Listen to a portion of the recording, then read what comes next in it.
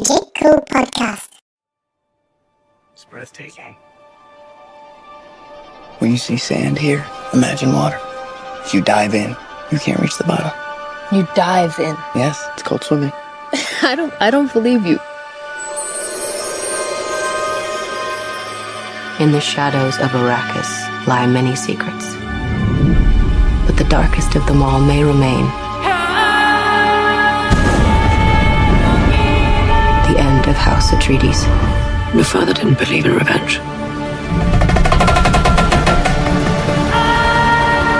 What if Paul Atreides were still alive?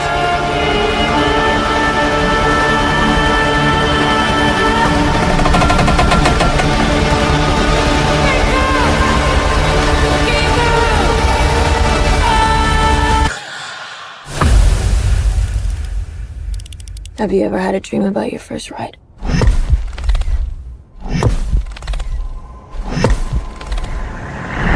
Don't try to impress anyone.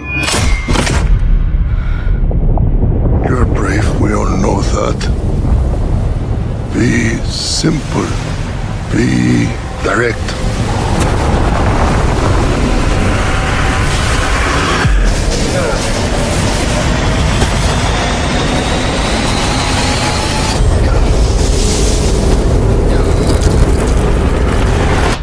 Nothing fancy. I understand.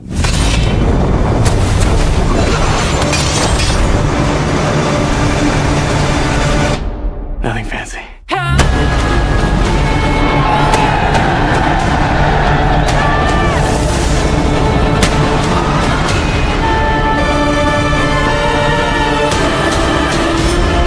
You will never lose me, Paul Atreides.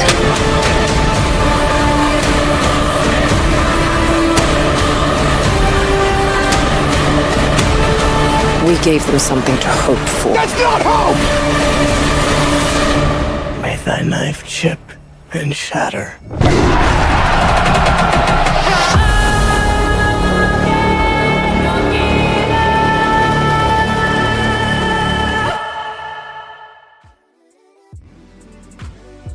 What's up, everyone, and welcome to Legit Cool Podcast, the ultimate destination for movie enthusiasts and pop culture experts. We dive deep into the world of cinema and embark in an exciting journey through the latest blockbusters, hidden gems, and timeless classics. My name is River, the host and founder of Legit Cool Podcast. And if you've come here, it's because you are kind of like me, an enthusiast and passionate film, movie watcher and observer, or enthusiast, whatever you want to call yourself. I think you're kind of like me. And today's episode is going to be reviewing and recapping Dune Part 2. Now, I'm pretty late on this, but this seems to be a common trend on the Legit Cool Podcast. If you're a regular listener, then you're probably familiar with how late we are with some of these reviews. I have been meaning to do this earlier, even if those intentions mean anything to the listener. I have had all the intention to do this a little bit earlier, but I've been wanting to get certain guests onto the podcast, but it's been a little bit hard trying to juggle schedules, as you can probably imagine. But nonetheless, I'm here today to give you my review and recap. If it's your first time here, then just to give you an idea about how this podcast works and how each episode runs structurally, I'll spend about 10-15 minutes reviewing the movie in its entirety, and then the bulk of the episode is recapping, which is another way of saying it's a walk through the entire synopsis, the story, from beginning to end in chronological order of the film. And it's also a way for us, or in this case of today's episode, myself only, to dive deep into the nitty-gritty details, comb through the movie, look at it from different perspectives, from technical to storytelling to performances, and so on and so forth, as a way to kind of come up with some kind of coherent opinion about the film, and then there'll be a summary and a conclusion by the end of that recap. So just some honorable shout outs. And I want to give some of those shout outs to the extended Logical podcast family. That is not just listeners, but also people that follow us on social media. And there's a surprising amount of people that follow us on social media that doesn't actually listen to the podcast, but maybe they like some of the designs on social media, maybe they like some of the posts, stories, content, whatnot. But I encourage you as a listener to, if you enjoy what we do here on the podcast, then please give us a recommendation to your friends and family, people that you know that are movie people themselves, or people that want to hear differing opinions. Because this is a place to do that. This is a place to really offer a perspective that they may not have heard before. So, honorable shout out to those people, the extended family, and also an honorable shout out to the regular pro movie talkers that jump onto the show. That is Tony Ook, Nathan Sammy, and JC Lucas. And some of those guys haven't been on the podcast for a while, so if you request to hear them again because you have a favoritism, you have a favorite, just hit us up in the comments or the DMs. You can find us on social media, primarily Instagram. Just find us on Instagram at Logical Podcast. You can find all the latest content and updates on episodes and podcast updates. And regular podcast content. So without further ado, let's get into this movie, Dune Part 2. Dune Part 2 was directed by Denis Villeneuve. You might know for the Batman Dune Part 1, obviously. I guess it's not always presumably obvious, but nonetheless, he is the director of Dune Part 1. Prisoners, which is a film that I really love. I think it's highly underrated for the director. I think a lot of people remember Denis Villeneuve for Blade Runner 2049 or The Arrival. I think a lot of people rate The Arrival very high on Denis Villeneuve's film slate or film list of films that he's directed. But I personally love Prisoners, and maybe we review and recap Prisoners on this podcast at some stage. Sicario, The Arrival, yes, as I mentioned, and Blade Runner 2049, which is the sequel to the original Blade Runner from Ridley Scott. This was written also by Denis Villeneuve, and a guy called John. I don't know how to pronounce his last name, but I'm going to try. John Spaeth. He was a writer on Prometheus, which is pretty cool. I really love that film. More so than most people, I think. It's sort of half and half. It's a little sort of divided opinion amongst both alien lovers and just regular movie people. He's also the writer for Doctor Strange and Passengers. And of course, this is a derivative... not a derivative. An adaptation, I should say, of the novel from Frank Herbert, which I think is a novel that came out in the late 50s, early 60s. Don't quote me on that, but somewhere around there. I know it's the 50s, 60s. And fun fact, this was a novel that played an instrumental inspiration on the Star Wars films for George Lucas. And if you see this film or read the book, that might not be a surprise to you.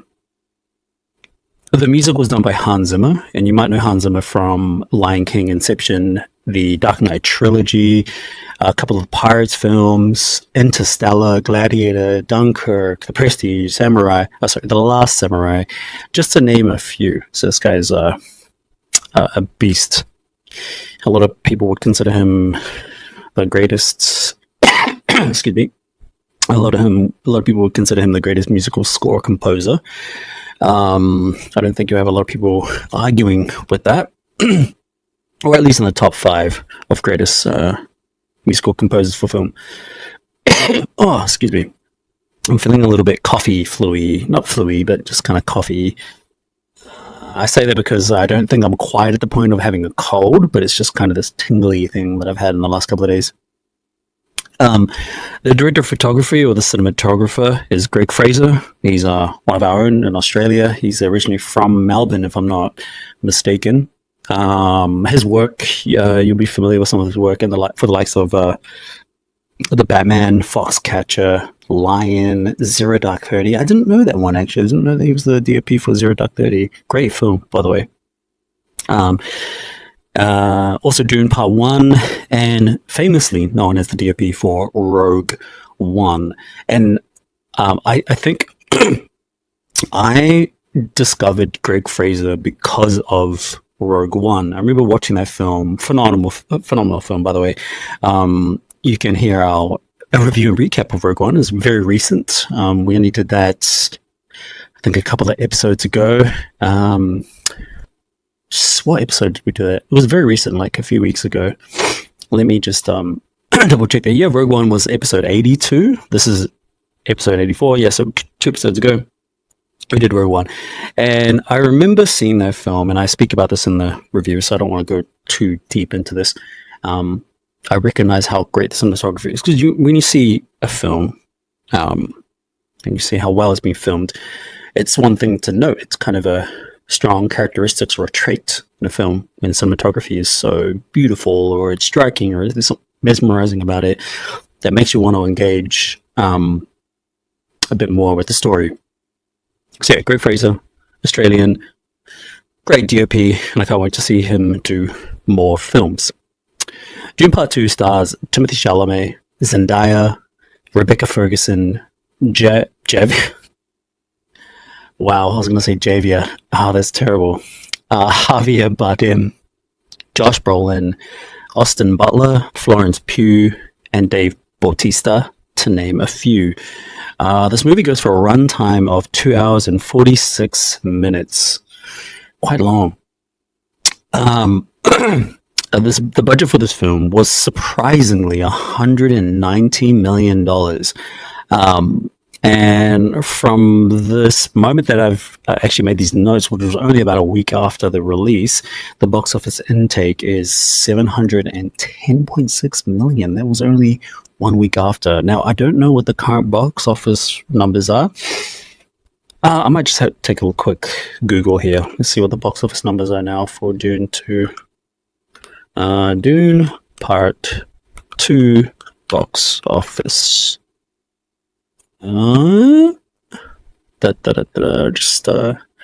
a bit of time. Okay, so it's currently okay, I think I had those numbers wrong initially. What did I say before? 710 million.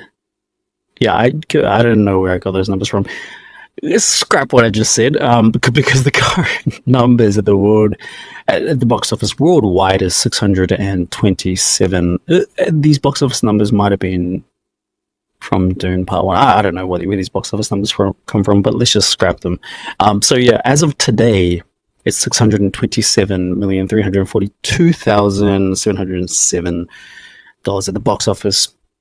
So it's doing pretty well considering its budget. I do maybe it's a little bit too late, but I expected this to be in the $1 billion club. But it doesn't look like it will be in the $1 billion club. Might be a little bit disappointing. Oh, that's only because of the technical prowess that this movie has, and also the scope. Also being somewhat of a summer block. Well, it's not really summer. It's close to a summer blockbuster. But yeah, those numbers are still good, but a little bit disappointing. This movie was released on the 29th of February this year. Currently has a Rotten Tomatoes score of 94% from the critics and 95% from the audience. Maybe I'll do another quick Googling for Dune 2 because, like I mentioned before, I did these notes about a week after the release. So it's dropped just a tiny bit. The critics score is 93, and for the audience, it's 95. So it's dropped 1% from critics. It's not that crazy. The critics' consensus, this is according to Rotten Tomatoes, visually thrilling and narratively epic. Dune Part 2 continues Denis Villeneuve's adaptation of the beloved sci-fi series in spectacular form. Dune Part 2 will explore the mythic journey of Paul Atreides as he unites with Chani and the Fremen while on a warpath of revenge against the conspirators who destroyed his family. Facing a choice between the love of his life and the fate of the known universe, he endeavors to prevent a terrible future only he can foresee, because he has oracle powers or something like that. Okay, so what did I think of this movie? I'm going to be brutally honest. I thought the movie was quite boring. Just according to the consensus, quite controversial, I suppose. But I just found this movie, and I also found part one similar to where the story just feels kind of boring. I feel like I'm kind of puts me to sleep. I don't know what it is. There's something about the story. Oh, excuse me. Just burping, coughing. I don't even know what's wrong with me today. There's something about the story, and I'm not saying structurally in terms of like structurally for the story. I'm not criticizing it structurally for that reason. I'm just saying that the content of the story, the way it's told. Well, the way it's told is kind of structurally. No, I take it back. It's. I think it's just the content of the story that doesn't engage me. I feel so disconnected from it, and it's there when it comes to what the characters are going through, the journey that they have to take, what Paul Atreides is out there to do is kind of this messianic kind of figure for Arrakis, or the people of like the Fremen people or something like that.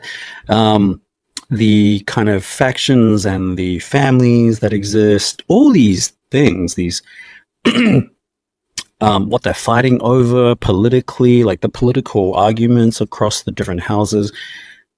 All this stuff is just kind of boring. I feel like I'm watching an episode of like Judge Judy meets Dune, I guess. I don't know. It's like it just feels like a very, very boring story to watch. I don't know. Like I asked this question to a lot of people that really love this film, and asked them, why do you love it? What is it about the film that you love? And can you explicate what your opinion is? And a lot of people tend to tell me the same thing. They don't really give me these sort of detailed and concrete opinions about why they love it. They just say, "Oh, I just love how Paul Atreides is doing this, and he's doing this for the people, and I love the visuals." And I'm not going to disagree with them. I think the visuals are some of the most stunning visuals you've ever seen in cinema. And they sort of talk aloof and a little bit general about why they like the film. They don't give me plot reasons, and if they do give me plot reasons, I just they don't seem like very credible or critiquable. Is that a word? Critiquable. Yeah, let's go with that. Critiquable opinions. I think people just generally say general things, which sounds really sounds like tautology, but yeah, I just don't get it. Like, I understand how the story is going, and I understand where it's trying to go, and I think I have a basic grasp on the concept of the houses and what they're fighting over. I mean, it's quite easy to know what they're fighting. They're fighting over the spice, which is kind of a redundant commodity to be fighting over, because it's just not something that we fight over in the modern day.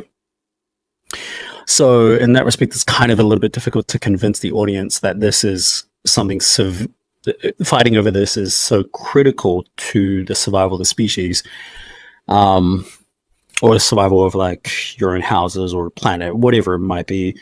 That in and of itself is difficult to create as a piece of sincerity for the audience to be engaged with, or at least that's how I feel about it. Like the dialogue between the characters, they're also just kind of fine. Like this, they're serving the story, I think, for the most part, but I just find it all quite boring. So yeah, I don't. Yeah, the character motivations are not in question. The subplots, if there are any, so I think there's like a couple of subplots that they're not really in question either.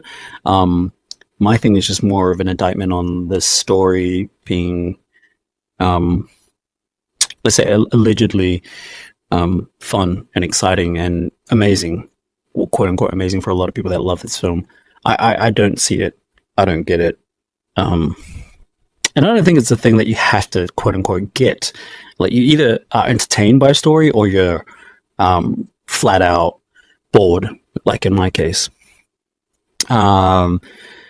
Yeah, I want to talk a little bit about the performances, because let's start with Timothy. Let's start with Timothy Chalamet. Now, I think Timothy Chalamet, with all due respect, I think he is overrated. I think he's been put on a pedestal and under this pressure to become like the next big male star or something, like after like Tom Cruise's. He's kind of like on his way out to be like the major star or something, or even someone like Brad Pitt. He's Goliaths in the acting part of the industry. They need to replace these guys, as you know, to some varying degree. And I think Timothy Chalamet might be under that kind of pressure, or at least that's the impression I get, because he's been given all these roles, almost like, you know, it's almost like he's been handed a lot of these roles. Like he's currently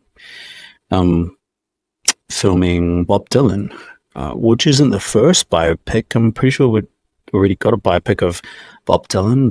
Don't we have like one where there was 4 actors, like Johnny Depp? Wait, it was Johnny Depp? Can't remember. It was like, I know Heath Ledger was one of them. Kate Blanchett was one of them. There was like 4 different actors playing Bob Dylan or something like that. I'm pretty sure that's a thing. And so, like, now Timothy Chalamet's been given this movie. Do we need a Bob Dylan movie? I don't know. Like, is he that like famous and important in the music industry? I don't know. We are getting a Michael Jackson film finally, because yeah, I think the vast majority of people will agree that we do need a biopic of Michael Jackson. Anyway, so yeah, like Timothy Chalamet has been given all these roles, and given that, I think he's under a lot of pressure to become like the next Tom Cruise or the next Brad Pitt or something like that, or replace both of them with just one person. Who knows? And I just think he's overrated. Like I think he's talented, and I think he deserves more chances to do not big roles like the one that he has in Dune Part 2, or even as Wonka, or as the aforementioned Bob Dylan in the next biopic. I don't think he should be given those roles. And when I talk about he should be given more opportunities to gain more experience and get that extra layer of acting skill that I think he needs, just give him more opportunities as like a supporting actor. Like I don't think he's proven himself to be like a leading star to carry a film. Now, some would probably argue, oh, but he's like the main star in Dune Part 2. It's like, well, okay, no, I think that's a little bit different. I don't think he's carrying the film, insofar as like the film itself is what carries itself, which sounds very circular, I understand. But what I'm saying is that the reputation that Dune Part 2 has comes with all these different facets that make it so popular. One of those major facets is Dune, the story itself. It's got a large following for the books.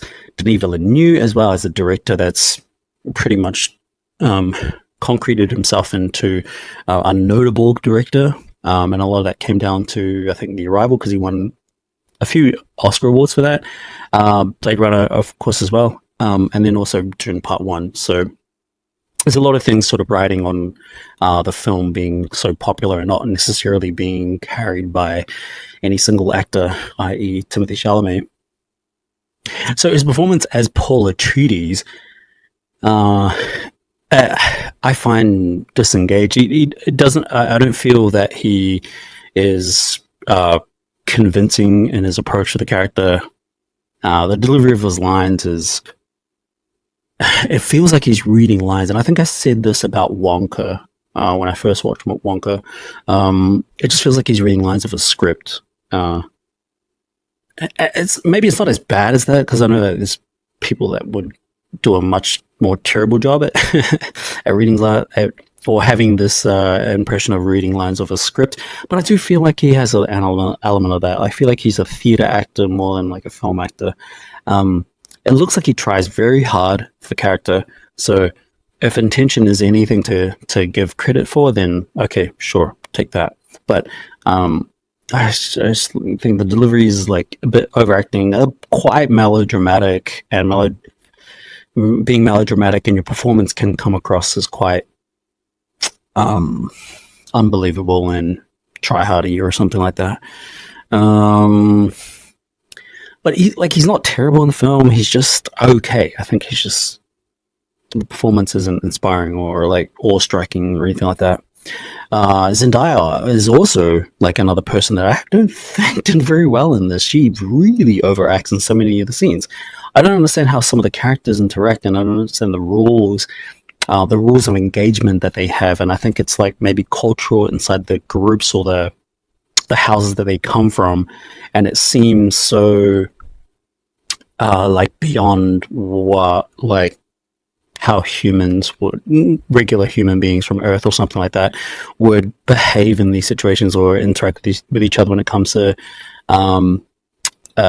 like arguing and deliberating over topics or something like that. That sounded like a whole bunch of nothing, but maybe I'll give you an example. Inside the cave sequence, whatever that cave is, where it's kind of like a form of worship or something like that, because the Fremen people are very spiritual and they believe in like a higher power. They believe that Timothée Chalamet, Paul Atreides, is like the Messiah or like the answer. He's kind of like the Neo from Matrix in Dune 2 or something like that.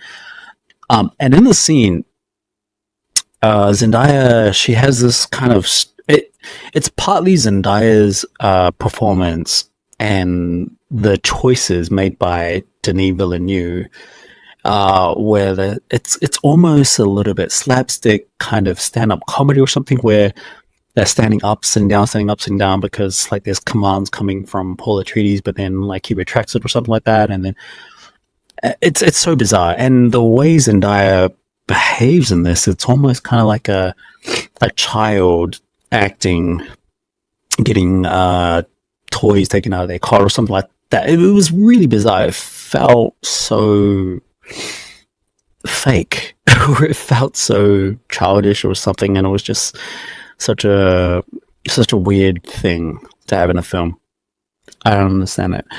Like, I understand what they were trying to do in that whole ceremony, but I don't understand why he decided to choose to go up and down with like what Paul Atreides was encouraging and trying to be the kind of Moses or something of the Fremen. Weird. Yeah, and the reaction was just so over the top. All the other performances, everybody just plays their part. I don't think anybody I don't think anybody's contribution is taken away from the story or detracted or interrupting the story or the flow of the story. I think this story flows pretty well, and I think it flows pretty efficiently. However, there is so much There is so much standing around talking about stuff that just doesn't seem like it matters. And I think it matters to let's say the houses that they're from, or matters to the problem that they're facing. But it's just so much standing around and talking, and it's just I did say it was a bit efficient, but maybe it's not efficient. The movie did feel really, really long. Like, it felt longer than almost 3 hours. What is it? 2 hours and 46 minutes. She felt like it was 3 hours and 46 minutes. But I think a lot of that was just due to me being quite bored about the whole story.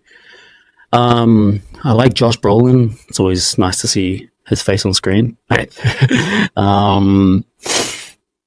Yeah, and honestly, I think the most powerful performance was probably from Austin Butler, who played Fade Ralph, who's one of the Harkonnens, or I don't know how you pronounce a Harkonnen or something like that. Austin Butler was great. He was convincing. And he looks like a guy with acting chops, you know what I'm saying? I think, yeah, he's got better acting chops, in my opinion, than Timothée Chalamet. And that was just from that one performance that I've seen him in. I haven't seen Elvis, so I hear he's quite good in that, so maybe I should check that out as well. Yeah, overall my review for this is pretty flat, I would say. You know, it's flat, not entirely positive, but technically it's incredible. Like a masterpiece of technical filmmaking, from its use of IMAX cameras to its practical visual effects versus its special effects. You can't even tell which one's visual effects or special effects, which is the point of good use of visual effects. If it's, you know, it's molded or an amalgamation of both practical and visual effects. Great visual effects is always about you watching something seamless without thinking, oh, that looks a little bit rough, and that looks like very poor visual effects. So yeah, visually and technically incredible.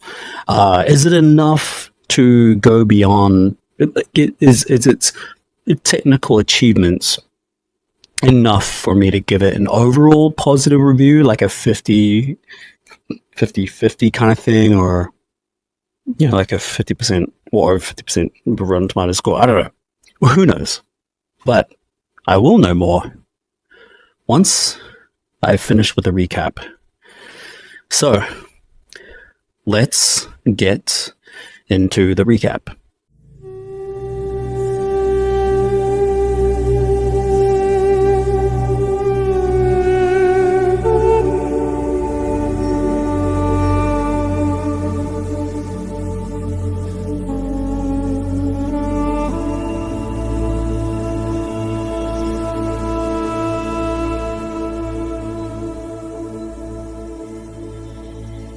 Okay, so starting with Princess Irulan, I think is how you pronounce it. Princess Irulan Corino secretly journals that Paul Atreides may still be alive, while her father, Emperor Shaddam IV, is dispirited after promoting the fall of House Atreides. En route to Teba on Arrakis, Stilgar's Fremen troops, including Paul and Lady Jessica, overcome a Harkonnen ambush. At the Sach, suspicions arise about Jessica and Paul being spies, though some Fremen have faith in them, believing in the prophecy of a mother and son bringing prosperity to Arrakis. Now, the opening scene where the Harkonnen ambush them, it's pretty cool, actually. I'm pretty sure this is the scene where yeah, actually it is, when the Harkonnen go to attack them, they're on these like invisible jetpacks or something. They just float. It's such a cool thing to see. And also the costume design. I should actually give a lot of credit to the costume design, whoever the costume designer is. Awesome costume design and choices on fabrics and textures and all that type of stuff. But yeah, man, the that sequence where they're sort of flying up in these like invisible rocket packs or something is pretty cool. Pretty cool. And this what do you call it? This conflict between Paul and Lady Jessica, which is basically his mom or something like that, it adds as a bit of a bit more depth and layer to the overall story. when there's that inner conflict in amongst their own people, there is, as it says in the plot, suspicions about whether they are spies or not, because the Harkonnen tried to attack them, or the Harkonnen ambushed them. So it's a nice little depth to the characters and their journey, and it continues throughout the whole story. It continues to have this overarching kind of suspicion amongst the Fremen. Stilgar informs Jessica their revered Reverend Mother is dying, convincing Jessica to replace her by drinking the water of life, a poison fatal for males and the untrained. She transmutes the poison, and by doing so survives and inherits the memories of every female ancestor in her lineage. Unbeknownst to anyone but her and Paul, Jessica is pregnant. The water of life prematurely awakens her daughter's mind. Following this, Jessica has spiritual conversations with Aaliyah in her womb, believing that those in northern Arrakis must be convinced first of the prophecy, starting with the weak-minded. Chani and her friend Shishakali believe the prophecy is false. But when Paul makes a speech about not seeking power and wanting only to fight alongside them, Chani develops respect for him. Paul embraces Fremen ways and learns their language, passing tests like riding a sandworm. He forms a romantic relationship with Chani, becomes a Fedaykin fighter, and assists raids on Harkonnen spice harvesters, earning the Fremen names Muad'Dib and Usul. Baron Vladimir Harkonnen demotes his nephew Glossu Rabin, whose grip on the spice production has been spilling, and instead makes his psychotic, murderous young nephew Fade Ruther Arrakis' new ruler.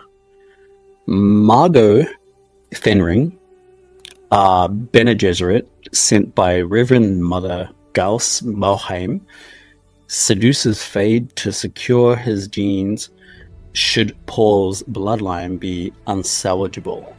Okay, so in amongst all the political arguments amongst the houses, the political war that is happening, there is also witchcraft or spiritualism, whatever you want to call it. To me, it's kind of witchcraft type stuff that's happening in here. So it's, very suspicious, superstitious, I should say, not suspicious, superstitious activities and culture that exists in amongst this whole story. So this element of the story, it makes it kind of more interesting, but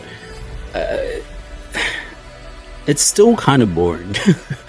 And I don't know what it is. I think it's because this whole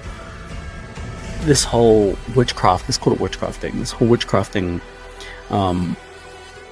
it doesn't unlock certain features that, let's say, that you'd normally see in a horror film. It doesn't unlock certain features that get you excited or to the next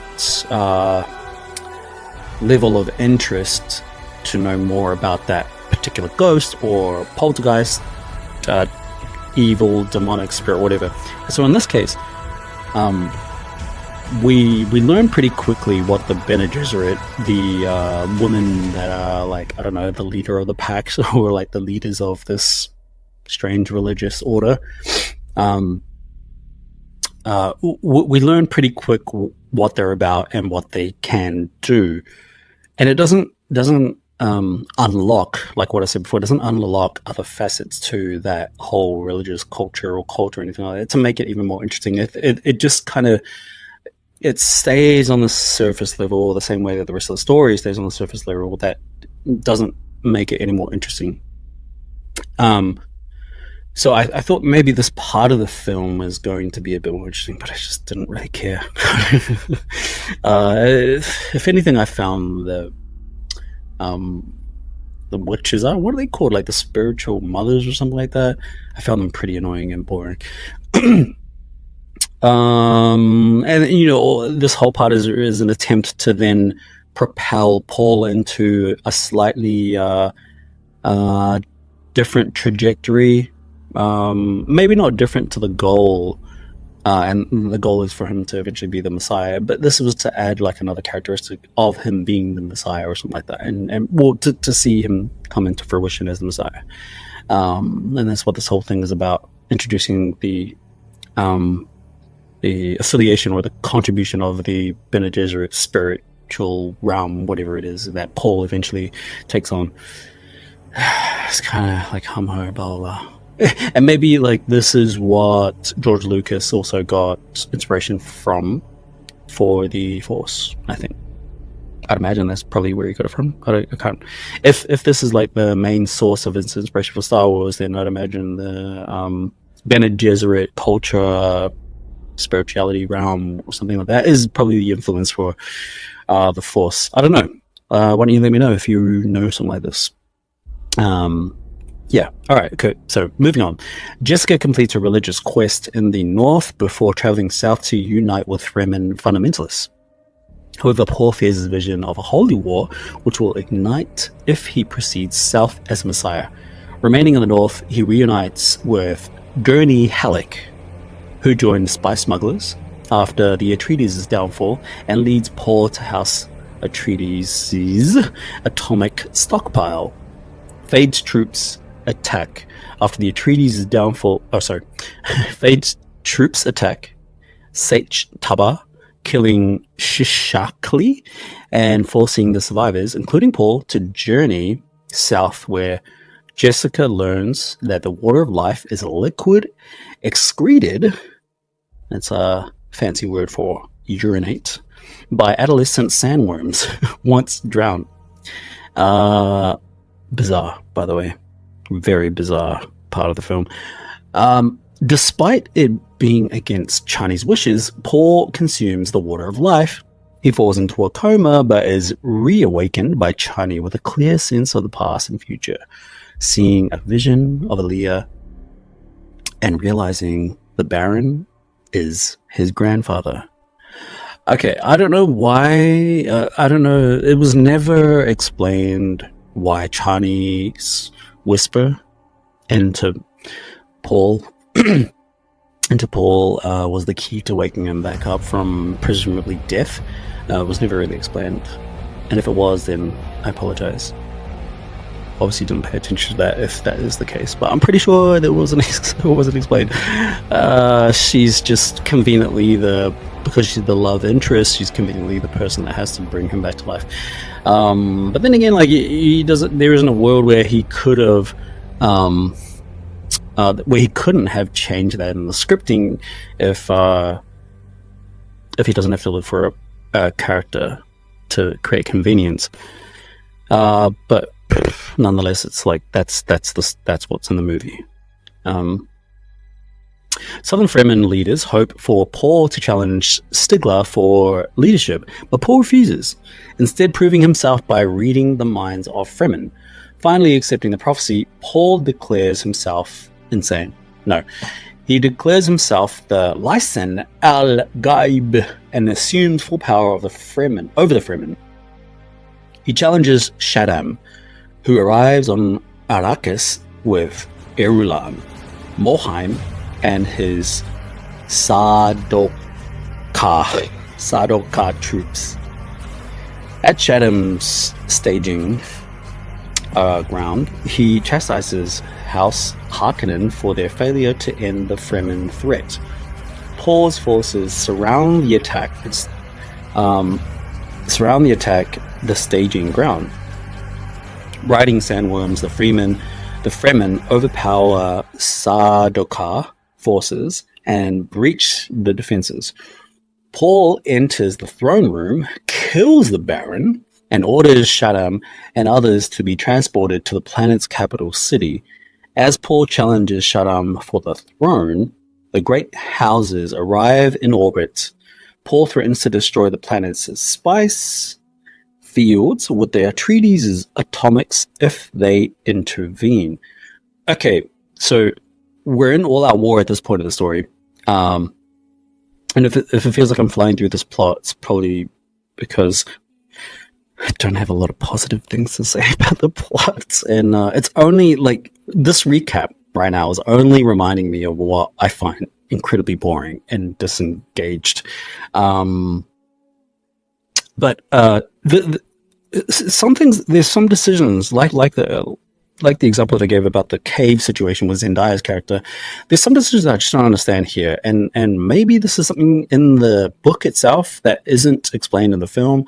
I don't understand why, or sorry, not why, but how Paul can just enter the throne room, and there is no. He's not met with any resistance. There is zero resistance from the enemies, the people, the soldiers. They're all just kind of standing there and letting him go in and pretty much attack the leader, who apparently, I don't know, he's like the leader of the universe or something like that, or leader of the multiverse, played by Christopher Walken. There is no resistance whatsoever. I don't know why. It doesn't make any sense. Like, if they've had this whole all-out war outside of the throne room, like in Arrakis, why is he able to just walk in there? It seems like there is rules of engagement or rules of warfare that exist, but we don't know what those are. Unless you maybe read the book, or maybe they spoke about this in Dune Part 1, I don't know. But even if that was true, you go into this film without any of the outside exterior knowledge, or knowledge of the book, or knowledge of the first film, this wouldn't make any sense, So I found it really weird that he was able to do that. Just walk in and then they all just kind of like practically surrender to Paul Atreides and Fremen. Bizarre. It's a little frustrating if you don't know that knowledge. So yeah, Paul challenges Shaddam to a duel, who forces Feud Rotha as his champion. Paul kills Feud Rotha.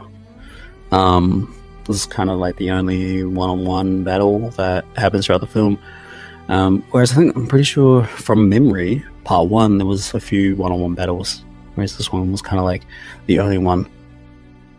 Also from memory. And the choreography in this is, it's okay. It's not the most amazing choreography I've ever seen. But it was just, I thought at least this was going to be like the most exciting part of the film, and at least I'll get a kick out of like great choreography, great action set pieces or something like that. I do think the war sequence, like the battle, I think the battle is quite cool. Yeah, it's quite cool. I don't think it's an upgrade from the first film. I think it still kind of feels the same. Maybe the IMAX shots are much more impressive. The visual effects of the big sandworms are much more impressive. The scope, I think there is some development in that scope, camera work, all that type of stuff. So that's the credit to Greg Fraser.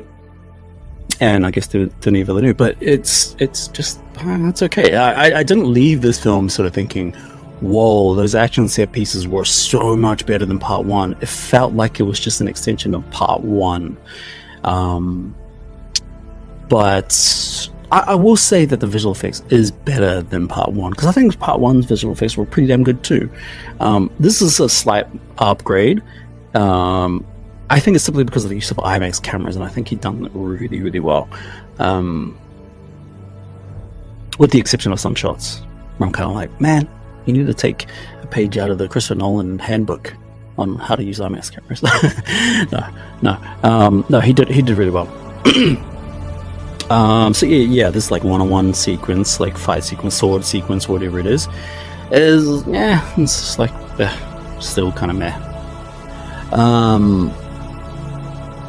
So Irulan consents to marry Paul on condition that her father lives, while Shaddam gives in to Paul's ultimatum. And that's what Paul Atreides does. He does an ultimatum, kneeling before his signet ring. Above Arrakis, the great houses refuse to accept Paul's ascendancy, Paul orders his Fremen army to attack the orbiting fleet, bidding them to send the great houses to quote-unquote paradise. Jessica and Leah reflect that this is the beginning of Muad'Dib's holy war, while Chani refuses to take part in the war and bow to Paul, and flees on a sandworm, choosing to remain on Arrakis. And that is the end of the plot.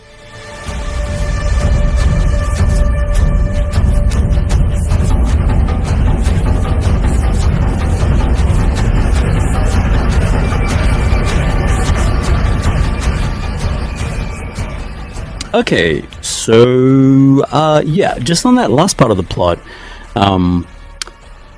this was the beginning of a all-out Muad'Dib's holy war. I thought that was a holy war, or a big holy war at the end of part 2.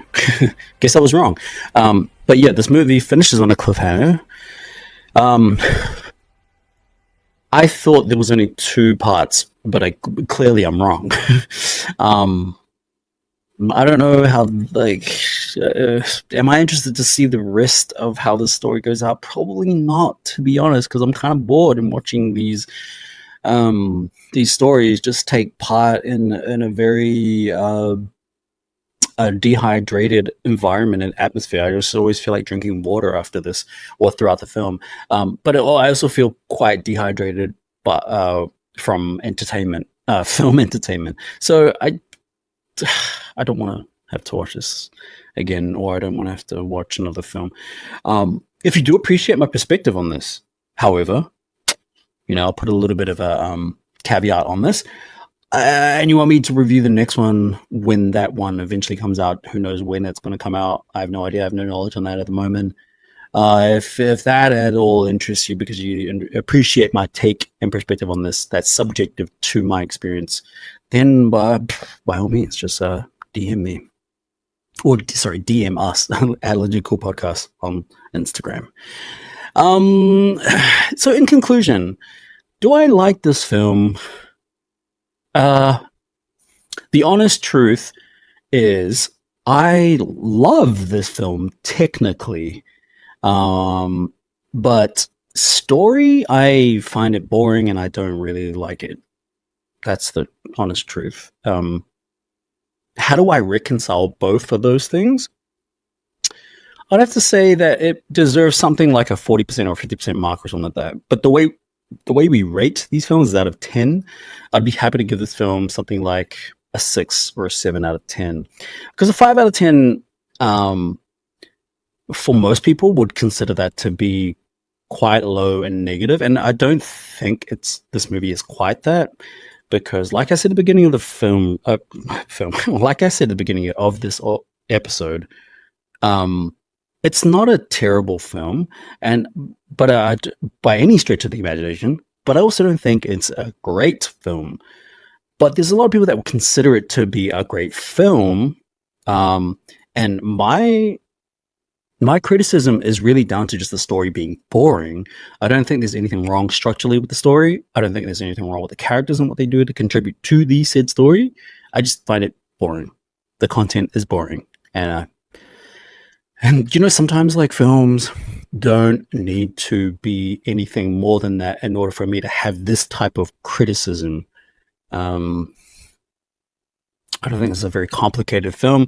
You can probably dive into various aspects, or you can probably see this film in different perspectives. You can probably talk about it politically. Like you can probably have an opinion about how the politics work in this world and how that is has an impact on its people or its members of those societies or whatever.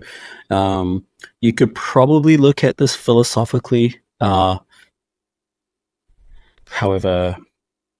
that could be quite boring. Who knows? I don't know. Yeah, that's my conclusion, right? I'll probably give this film a 6 out of 10. I know that's a little bit higher than Dune Part 1, which was the very first film I reviewed and recapped on this podcast. I could actually redo that at some stage.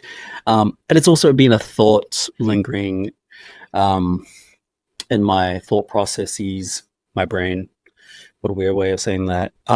This thought has always been around about maybe there is some scope later on to re-review, that is like re-review some of the earlier episodes, because in the early part of this podcast, it was very rough. I didn't really know what I was doing. Editing is a bit choppy, and trying to ground a sense of identity or understand the identity of this podcast was a little bit challenging in the beginning. So I take full responsibility for, and also I'm also honest about that. The first episodes are pretty rough. They're not that great. I think I ultimately I do get my point across in the episodes, but now the podcast is a lot more mature. I think it's improved, and I hope you can kind of see that improvement too. So yeah, maybe I do re-review part one, especially because it was the very first episode that I did on this podcast. So with that being said, 6 out of 10 for Dune Part 2. What did you think of this film? Did you like it? Did you love it? Do you think I'm a total psycho? Do you think I'm completely illusory to what I'm saying? My opinion is completely wrong. Feel free to DM us at Legit Cool Podcast on social media. That's Instagram. On Facebook, we are Legit Cool Podcast Movie Talk. And make sure you follow us on Spotify or whatever listening platform you're listening to us from. We were on Google Podcasts, but Google Podcasts is not a thing anymore. Apparently, this is what I heard. Actually, I didn't actually check my stuff. But as it stands, I'm still connected with Google Podcasts or whatever it's called now. Or if it's nothing now, then it's connected to nothing. You can also find us on Apple Podcasts. But Spotify is kind of the main area in which people love to listen from. So hit the notification button, bell button, so you know when the next episode drops. And thank you for tuning in to another episode of Legit Cool Podcast. We will see you soon. Bye for now.